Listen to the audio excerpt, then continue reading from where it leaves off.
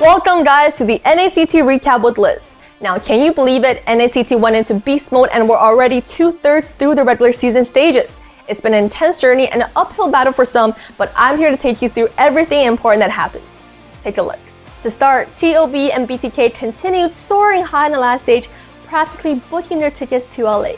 The next stage for these teams is more of an ego battle, stinging more than it waits. And if BTK fans are looking a little blue, it's probably because TOB continued to assert absolute dominance in the arena. By now, every member of TOB has put Mobazing's Retry skill on the test, or even Shark managed to snatch a turtle from the Jungle Master's chest. Now let's hear from Shark on how he made his plays to get a taste of their victory. Shark landed that hook onto Kaja, and what went on in that voice comms when that happened? I mean, I'm calling the team to stay in the mid spot, and I know the Kacha couldn't come to that spot, so I tried to hook on that spot, but for some reason I hooked Madis. I guess that lucky. Yeah. So you wanted to hook Kaja, but you ended up actually hooking Martis. Yeah. In the voice chat I said Kacha, but I hooked Madis, so I just 555. Wait, when you hooked Martis, what did they say? Like, oh! I mean, we just fight. It's just a matter. I mean, it's even better if I hook Madis there, so yeah. Now that was just lucky, the rest is pure strategy, as when Shark is not landing his big hook energy, he is peeling for his jungler at all times, sometimes at the cost of others. Let's find out more.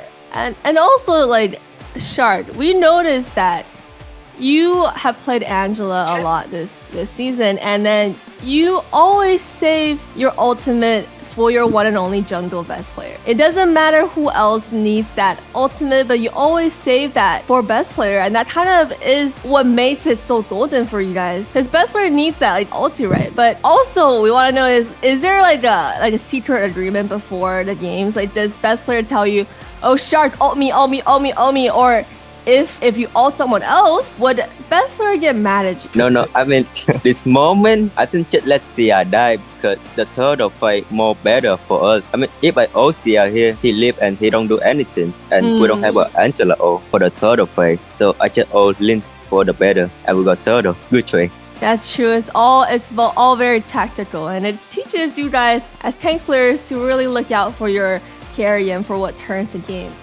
It is this sweet, sweet Angela that crowned our new King of the Jungle best player and let the Jungle King himself take us through some of his master engages. And so today, we got you guys here to first talk a little bit about some of the plays that you've been making. Obviously, individually, you guys made a lot of plays, from Lord Steals to just Shark's Bush plays, as well as best players' amazing assassin skills. But as a whole, as a team, you guys have also made a lot of plays that got the viewers whoa. So let's go through a little bit and see what went on in the team comm. And this one here, Shark initiated, and then I don't even see best player here, but then this was a 4 versus 4 right now, and then it kind of turned into just a mashup. So just go through a little bit what happened here, guys.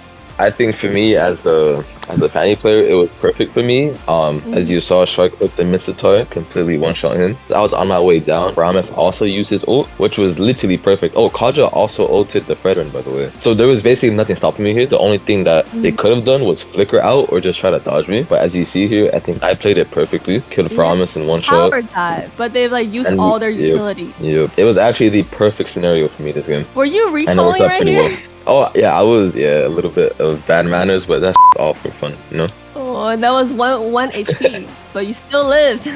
Now, as our reigning champs prep for the next stage, what do they have to say to each other to continue that dominance?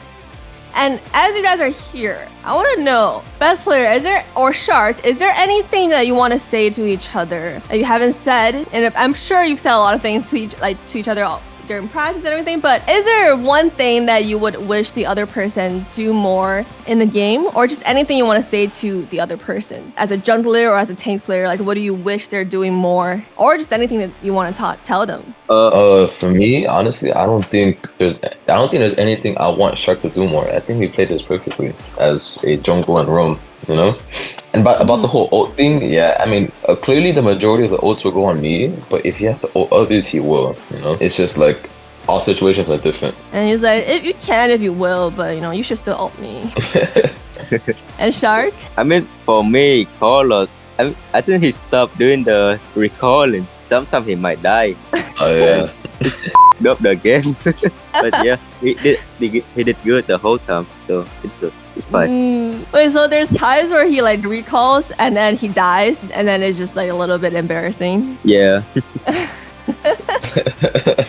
Is there anything Thank else you want you. to say to your fans? For anybody that's out there, support TOB and make sure to support me and the BTK brothers out there in ISF. Shifting gears to the fateful showdown of the underdogs, Stage 2 witnessed a major reshuffle as Night of Fate stepped up their games. These NA Gems has finally made a mark with their overpowered mechanics and high versatility as they secured a top 3 finish with some of the most unconventional and head-turning drafts.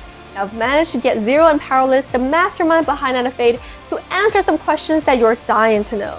Powerless and Zero, you guys have 2 weeks until that series come, and you're in a good position because we talked about in the last recap like how many points you need to get in order to make a comeback, and then for the bottom teams after around stage 1, you needed to get at least a top 3 play, and then you guys made it. You guys were the only team that made it through and got the top 3 finish in stage 1, in stage 2. So moving to the next round, a lot of our fans have been watching you guys since 2020, and I've actually put a lot of hopes in you guys too. So moving to next stage, are there any like changes that you guys are deciding to make to secure that top 3 finish, or how confident you are? I'm pretty confident that we can get the top 3 again.